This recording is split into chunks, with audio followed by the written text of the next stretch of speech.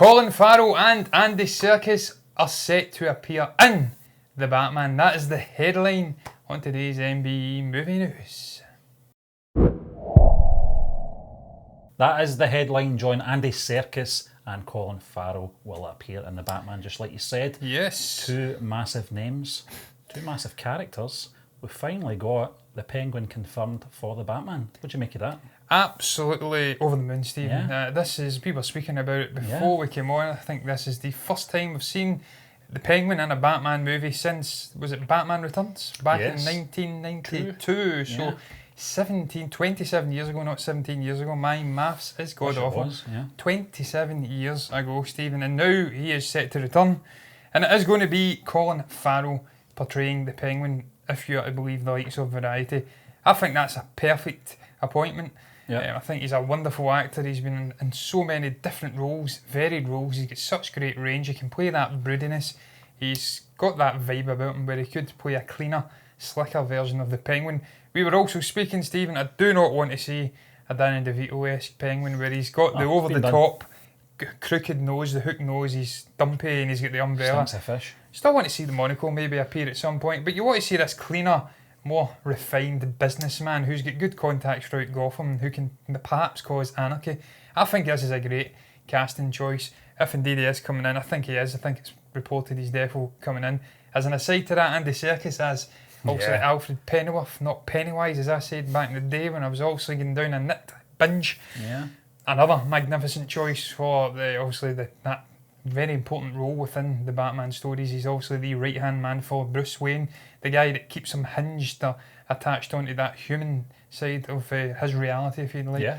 He can play that refined, posh figure as well. We know he can wear a suit. The man's very dapper. He's got the right head of hair too. I'm really intrigued, Stephen, for this movie. The more and more I'm seeing, the more news that's coming out. I think Michael Giacchino's doing the score. All the casting decisions, it's just looking very, very exciting for this movie, and it looks like DC are finally getting their shit together. We're finally going to get a great Batman movie again after, some would say The Dark Knight, I would say The Dark Knight Rises, because I really enjoyed that. Also, I'm missing out Dawn of Justice, because that was a bit of a shit show, but it wasn't that bad either. The extended cut was okay. It was not bad, John. Yes. Colin Farrell is such an underrated actor, John. Seen him in so many roles, different characters. He's going to be perfect for this role. I think this kind of confirms as well the tone that Matt Reeves is going for in this movie, because we're not going for the caricature version of the Penguin, like you said, John. We're going for a more sort of, well, unless he's in prosthetics, I'm obviously assuming here. But, I really hope not.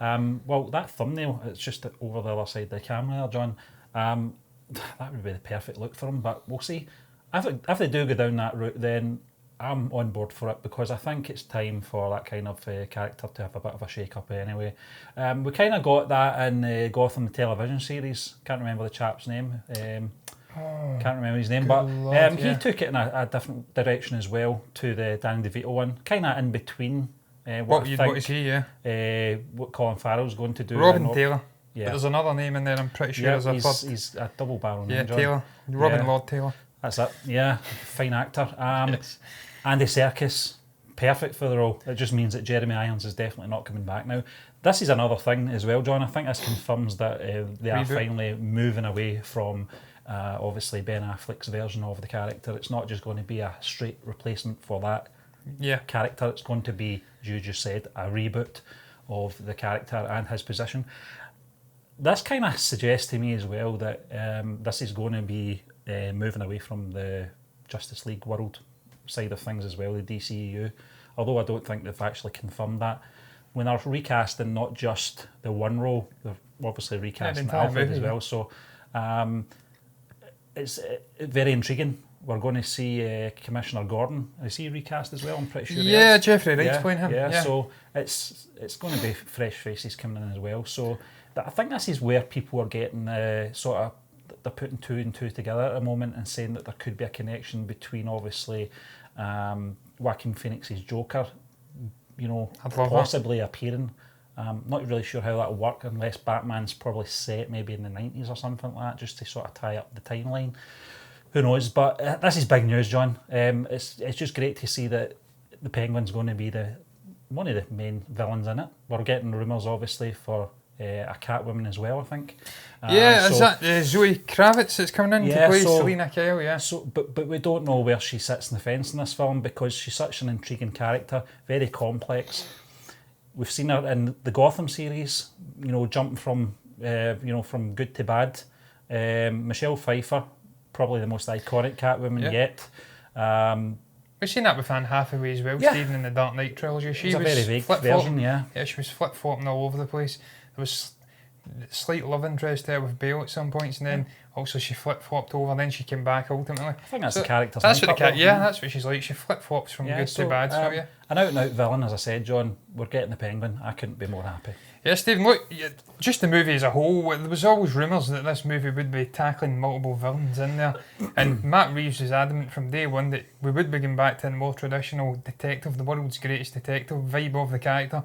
Not just focusing on the brute strength and the technological gadgetry that he's got at his also whims, being a billionaire. But that they would focus on the more detective element, that there would be multiple villains and different things going on underneath the surface for him to go in and try and tackle from a detective standpoint, and then obviously purely like Cape Crusader superhero aspect as well. And you're seeing that with the likes of Edward Ashton, the Riddler, getting brought on, but obviously Paul Dano, if I can speak, coming in to play that. Yeah. As we spoke about Zoe Kravitz as Catwoman. I forgot about him, John. Yes, and then you've got Oswald, obviously, Cobblepot, Colin Farrell coming in there. There's a whole host of villains appearing. Will there be more? I don't know. I hope not. I sincerely do hope that this is connected to the Joaquin Phoenix verse. This Joker pops up. I think it's only a matter of time, Stephen, until Warner Brothers announce the sequel. I think it will be after the Oscars nominations, or maybe even after the ceremony itself. Get that out of the way. Hopefully it will get a slice of a cherry, if you'd like, a slice of the pie. I don't know what the hell I'm saying there, cherry. That's it, yeah. Yeah, the cherry pie. Get some nominations, get some wins, hopefully, because it deserves it. It was a magnificent movie. Then after that, they can release news of a sequel, because if they go in too early and try and greenlight a sequel, it may put off potential voters for this movie. They'll view it as just another comic book superhero franchise movie, and then it'll be tossed to the side. Whereas if they view it through the spectrum of a standalone drama-driven movie, character story of this obviously deeply troubled guy Arthur Fleck, then it gives it a chance to pick up glory.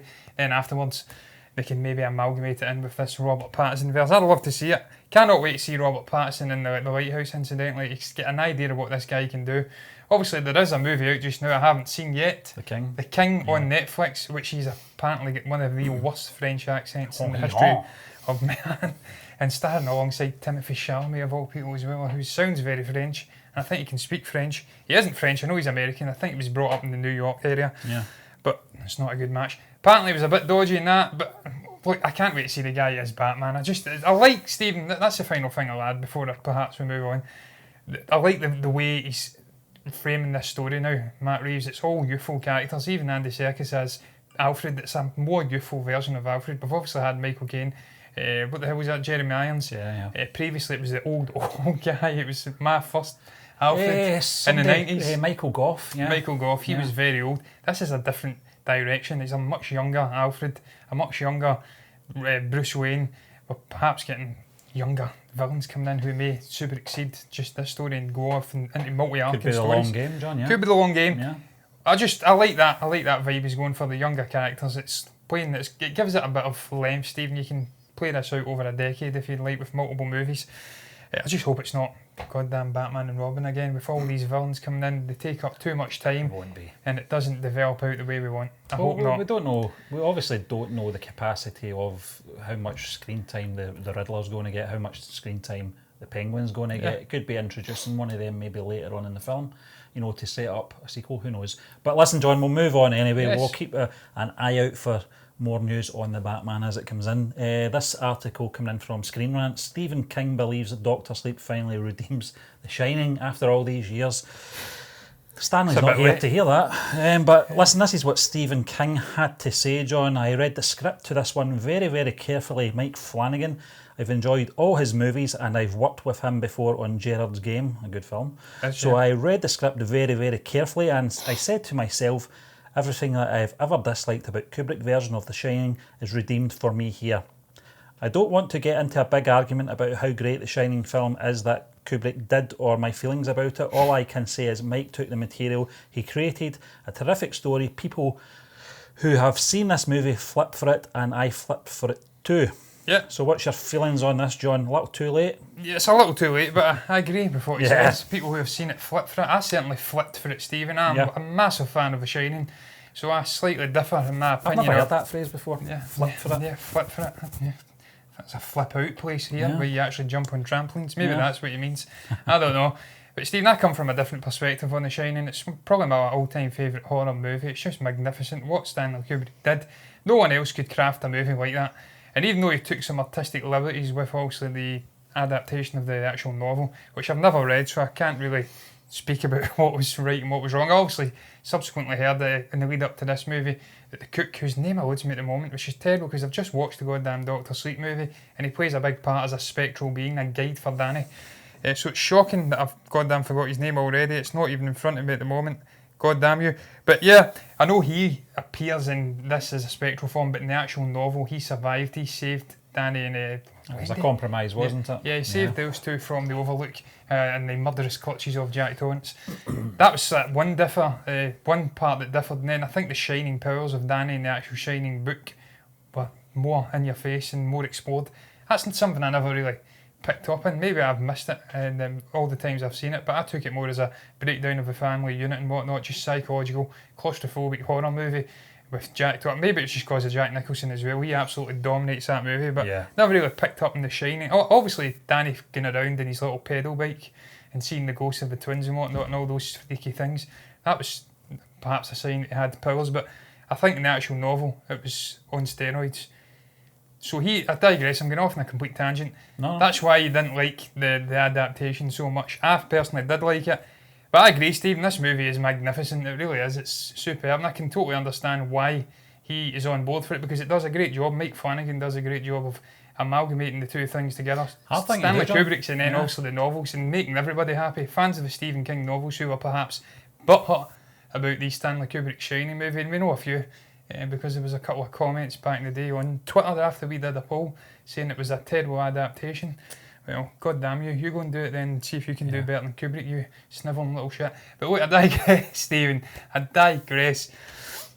I managed to bring it together wonderfully. He's took the little homage, there's homage to the actual the Shining. I want to keep saying Stanley Kubrick Shining, but he's managed to take the artistic flares from that, the visual cues from that, some of the obviously arc from that movie, but then he's took more of this shining power, and that's a big part of the Doctor Sleep novel is about. It's based more on this shining power, so he's managed to bring the two together, and it's wonderfully weaved. It really is. I think that, well, it's obviously based on the novel, but I think that was probably the wise thing to do for any sequel following that obviously the novel, but the film as well. But you're right, John. I think the director had a tough task in trying to find that balance, working with Stephen King, with the novel, but also because of it being a sequel to that great film, try to find the tone as well. Yeah. But you're right, obviously there had to be some compromises there with certain characters that obviously was changed about by Stanley Kubrick, and what obviously Kubrick even, and what he Rubik Cube, and what he obviously put into that film. So I've not seen the film yet, John. I know obviously you have. I'm going to go and see it in the next couple of days or so. I'm looking forward to it. What I have heard is obviously the Overlook Hotel is not in it till probably the last hour of the film.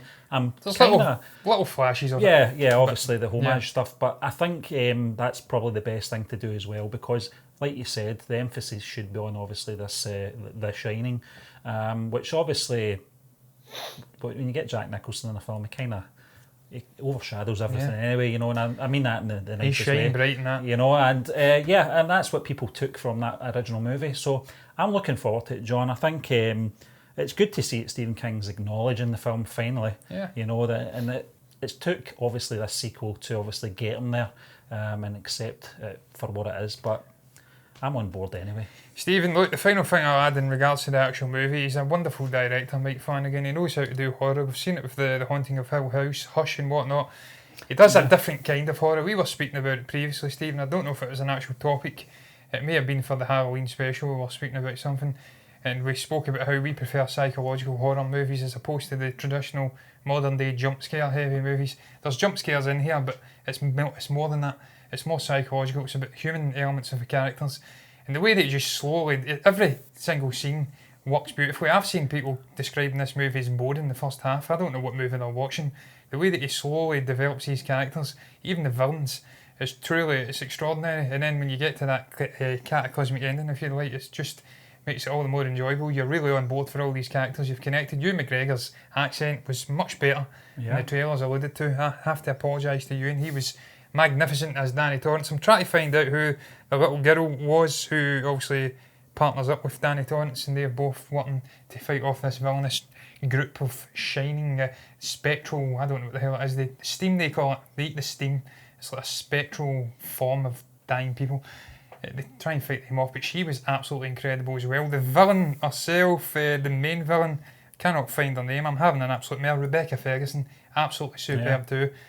Brilliantly casted, brilliant acting, just took both parts of the story, obviously the Shining movie and then the novels, combined them together beautifully. You can tell he's a fan of The Shining and of Stephen King. He's done a marvellous job. It's one of my favourite movies of the year, so I can totally get on board with Stephen King saying people are flipping for it, he's flipping for it, and he's finally perhaps accepting The Shining as a result, so it's a win-win for everybody. Did you think Kubrick. Yeah, did you think this film was going to do as good, John? When you first heard they were going to be making a sequel to The Shining, how bad did that sound?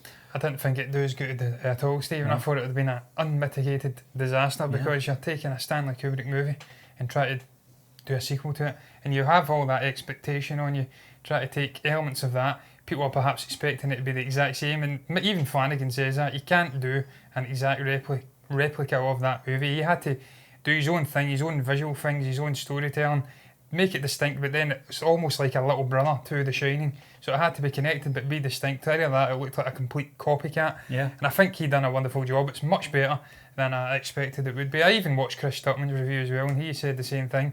The Shining was one of his all-time favourite horror movies, and he tried not to go in overburdened with expectation. That's what I did with this. I wasn't expecting much, and it's pleasantly surprised me. I think that's probably where it's worked, John. I think most people were going in with that kind of mindset. It's very rare it happens. You've only got to look at The Great Escape 2. But listen, we'll move on to our final article. TV movie with Christopher Reeve, John. You must check it out. Disney Plus, Netflix, HBO Max join Crackdown on password sharing, John. Now, I'm not going to read this word for word, but basically, obviously, these streaming channels are going to be cracking down, like they say in the headline here, on password sharing. What does this mean? What does this mean? It means obviously they're going to be doing... Netflix kind of does that already. They've got limitations on devices. They've got limitations on obviously main televisions as well. So I don't know how much scaling Netflix can do, because I think it depends on price, doesn't it, on your subscription? Well, you've got two simultaneous usage, I think, for the basic package, and then for the $12.99, £13 package over here. I don't know how that equates to in dollars in the States and further afield. I think you're allowed more. I think it's 3 or 4 simultaneous viewings. It's a family package. I think what they're saying here, Stephen, it's not that they're trying to stop people using the same account if they get a family package. It's obviously going over and above that and giving it to maybe family or friends who are not paying for it, who are not within the same household. I think they'll maybe do something where they can pick up on the... I don't know what the hell we're talking about, to be honest with you, but it's regards to password sharing, so that people are circumventing it and getting to use the service for free, essentially, which we've all done. I've done it. So, but thankfully I'm not doing it now, so I'm not too concerned. But do you think this is the correct thing, Stephen? Because when I read it, I was thinking, what the hell's the issue here? It's essentially piracy. It's theft. You're stealing. You're getting a service for nothing. What is wrong with that? They're quieting their rights to do it. I think it should go by IP, obviously, because I think if it's contained within the one house, that's acceptable, John. Well, you can have your Netflix up the stair, down the stair, in the kitchen, in the bathroom. But what if you're in someone else's house and you want to watch? Take your iPad with you. In fact, don't do that. It's very rude. You're going into somebody else's home. You're the guest. You ask them to provide the Netflix. But what if they don't have Netflix? Tell them to get a life. And they've got a party, They've got the popcorn, they've got the steaks and whatnot, but they've not got the actual... They've got the beers, but they've not got Netflix. That's opening up I think anyone that's not got a streaming service now is weird, as far as I'm concerned. But I think you're right, John. I think it's technically stealing. It is, and I think... these companies have got to make their money back somehow. They're not going to have, obviously, unlimited, usage of passwords, or we could just go around, the country dishing it out to everyone for one subscription. It just doesn't make good business. No. So not I think continue to up the cost even of productions of TV shows, and it's $10 million an episode. Then they really have to recoup the money. John, as well, anybody who's obviously watching us just now have clearly got some kind of income coming to have something wrong with them. to have obviously income for net, obviously internet, and stuff like that, and having a device to watch the internet on. So, what I'm about to say, it's more a generalisation. Most people can afford some sort of subscription, sort of. I think it's very accessible. The prices are very reasonable as well.